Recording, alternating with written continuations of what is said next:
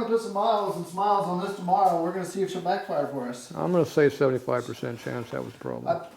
This thing started backfiring on me. It didn't do it before. Because the bike runs out on the road. The bike runs too good to be a problem. So I pulled into Point Reyes. We were coming down the coast. I pulled into Point Reyes to get some gas.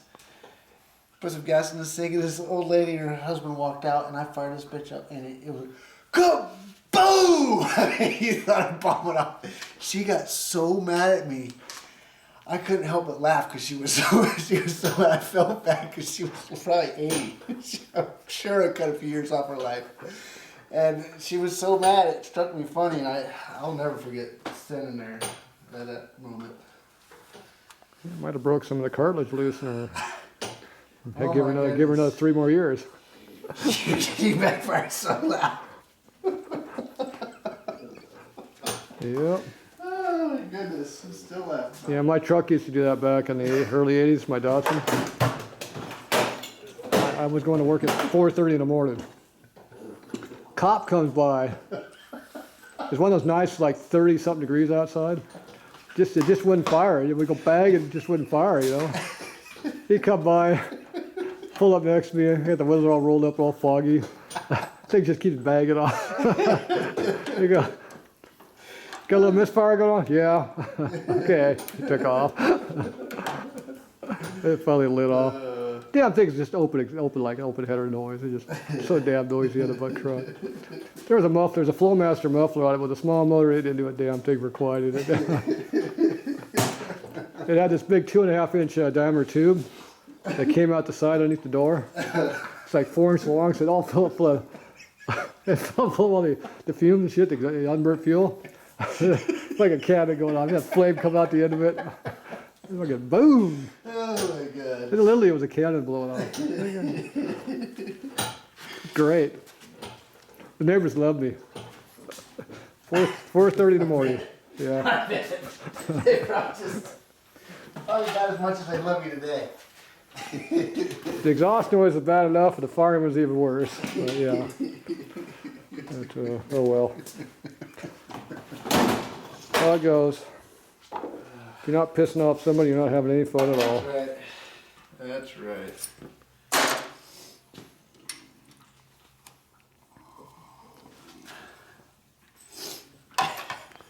Yeah, but that cop, when he came by once, he found out, so he just ignored it after that. What the hell are they gonna do? Fuck, the truck won't start. You give me a ticket for that? You can't do a damn thing. Can't say the exhaust is loud. Not running. Doesn't want to start. It's all stock, original. I never touched this truck. Bone stock, officer. Sure it was. Yeah, it was bone stock. That homemade tunnel ran with a big Harley 2-barrel in it, and it didn't make any difference at all, I'm sure. Racing cam, all that crap was on that thing.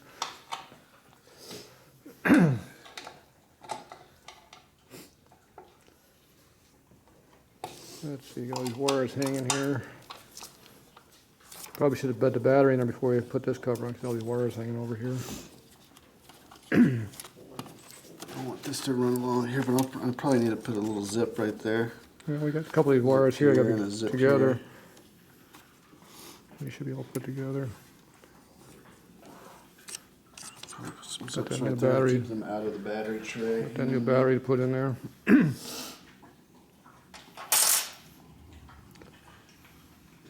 We'll see which battery you like better, the new Harley battery or the new GYZ battery down there. Let's look at them next to each other, huh? Oh, it's already in white. It's hard to look at. Well, you can look at the one next to it there. She said these are the same battery, basically? Compared to the Duracell over here, it's massively different. Yeah. Alright, so I bought this at a local place. The reason why I bought this Duracell, maybe, am I telling the story right? I don't think so. I think I bought this from Batteries Plus here at town, but they gave me, I think they gave me a 2-year warranty on this battery when I bought it. But everybody else, I do have to say Harley gave me a year. They give you a year on the battery. Costco and Sam's on Power Sports, they only want to give you 6 months because they know everybody buys these things. They stick them in their jet ski and they sit around all year round and just go bad. You know what I mean? They get tired of replacing them. I get that. So I do appreciate that Harley at least warranty us for a year. How much is this? What kind of warranty does this have on it? None. None.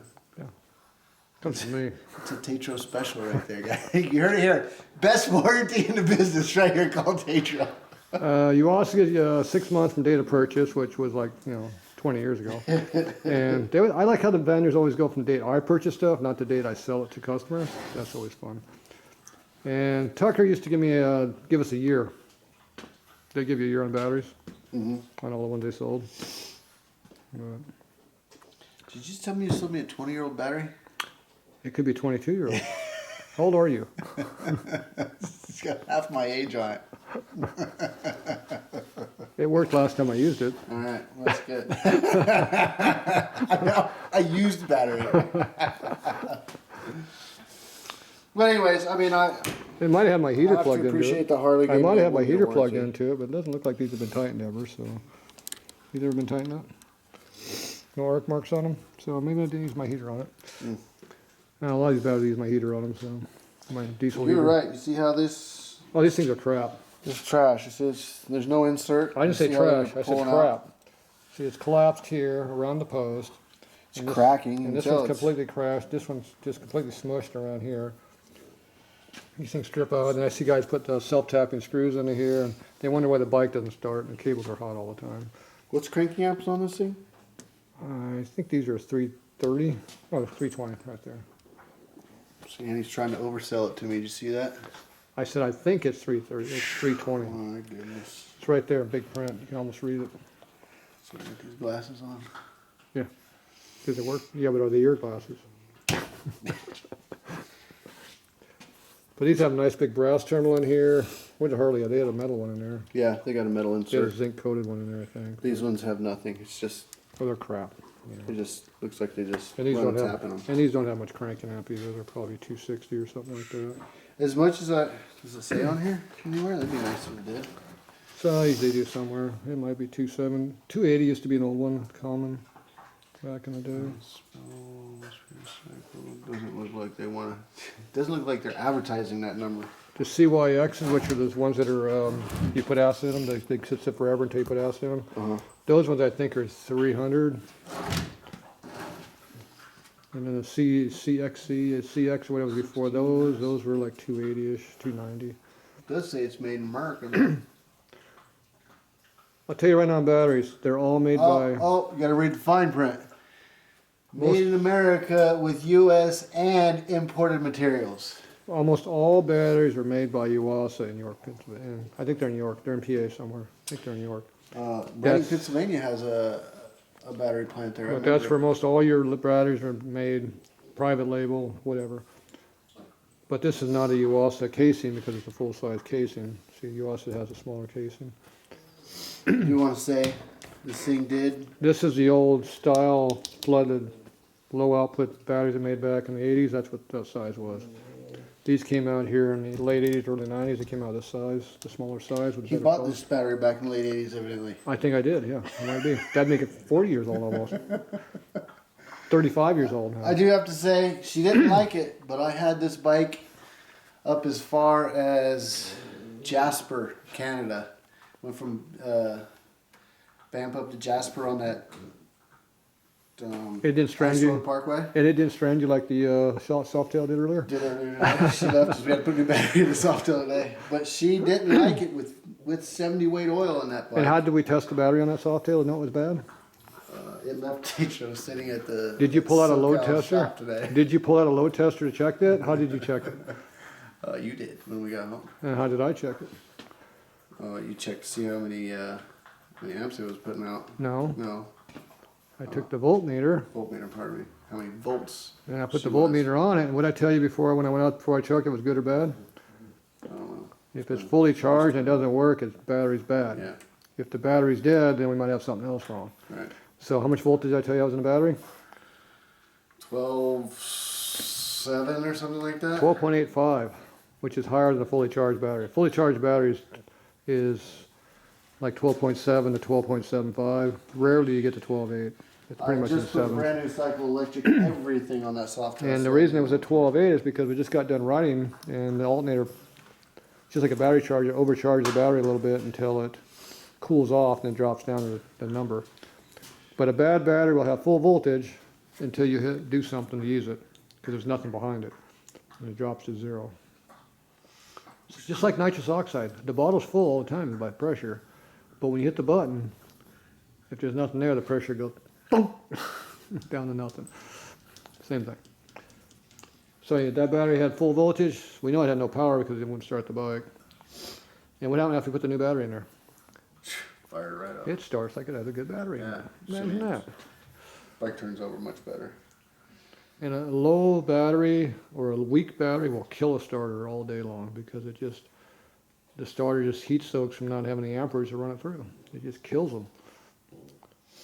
So having a cheap ass battery does not really save you a lot of money if it starts eating up everything else in the starting system. What did you say it does? What's the hard on?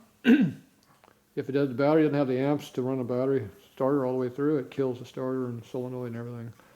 Because it heat soaks it, it just arcs it and just at full load. It'll be interesting to see if this battery. If you have a lot of power and just hit it instantly, it just spins it instantly, like there's nothing there. It'll be interesting to see if this battery helps some of my little starting issues on this. I think some of it is the starter, is the battery not having enough oomph to make it go through. That is some of it. Not all of it, but it's some of it. It's a contributing factor. Because on a dyna ignition, on these electronics, I don't think you have the problem, but anytime you cut the power to an ignition, a lot of times the coil, when it loses power, it's just like telling it to do a spark. It drops energy and makes a spark across the spark plug.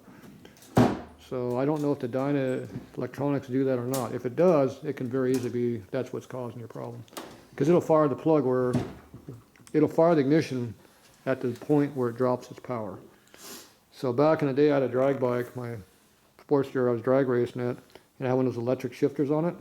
So when you push the lift shifter, it would trigger a relay that would pop the solenoid.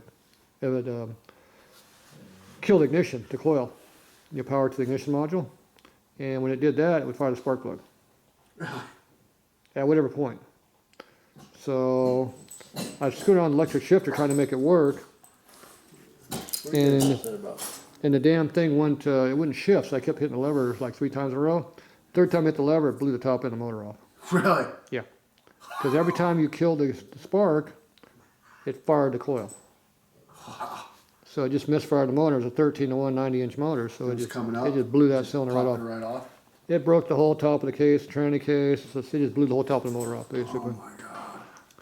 So I was done drag racing that day. I bet.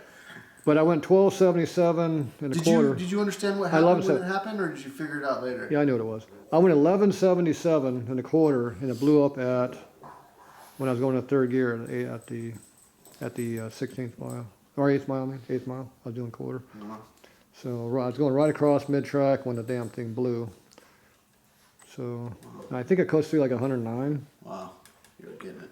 But I did 1177. So the first part of the track where it was all my speed and ET was at. The second part I was just coasting. And I normally run low 11s, 11 O's, 11 teens at 125, 26. You don't know what that bike was running back then. This back in the early 90s with crappy tires. Push you to... No, but it did oil down the track because it blew a big hole in the top of the primary cover and it blew all the oil on the track. At least they love that. Huh? I didn't say I was worried about that. It's fine. It's a little loose down the big end anyway. But yeah, it was pretty well blew that thing up. So after that, I had an electrical engineer guy that I knew. He wired it so that when it shut the power off to the switch, it would kill the power to the coil. It would bleed it off. It'd short it back to ground, so it would not fire the spark plug. Interesting. So I don't know how he did it, but he made something that made it do that. It's an expensive. And it didn't blow the top end off that motor again.